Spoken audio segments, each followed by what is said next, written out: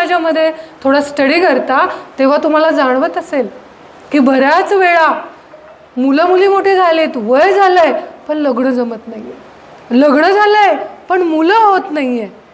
मुलं झालीत पण नवरा बायकोंचं पटत नाहीये. घटस्फोटाचं प्रमाण वाढलेलं आहे. ह्या सगळ्याचा परिणाम कुणावर होतोय? त्या घरातल्या, मग ती कोणत्याही एज मधले असू देत. पालक म्हणून ती जबाबदारी कोणाची येते? महिलेची. म्हणून मी एवढंच म्हणेल की मुलांना काय करायचं आहे? मार्सवंत नाही करायचं आपल्याला. त्यांच्यावर संस्कार देऊन त्यांना गुणवंत करायचं आपल्याला. संस्कारक्षम करायचं त्यांना आपल्याला, की इथून पुढे आयुष्यामध्ये कोणतंही संकट आलं ना तर त्यांच्या मनगटामध्ये एवढी ताकद तयार झाली पाहिजे की त्यांनी त्या अडचणींचा सामना केला पाहिजे. परीक्षेमध्ये मार्क्स मिळवले म्हणून ते खूप हुशार आहे असं नाही आहे.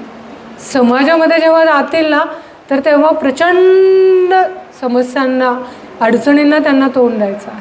आणि म्हणून त्यांना आपल्याला मानसिकदृष्ट्या, शारीरिकदृष्ट्या सक्षम करायचं आहे. मला असं वाटतं ते कोण करू शकते? एक स्त्रीच करू शकते, एक आईच करू शकते. आणि हे कोणाला ठरवावं लागणार आहे? आपल्या स्वतःला.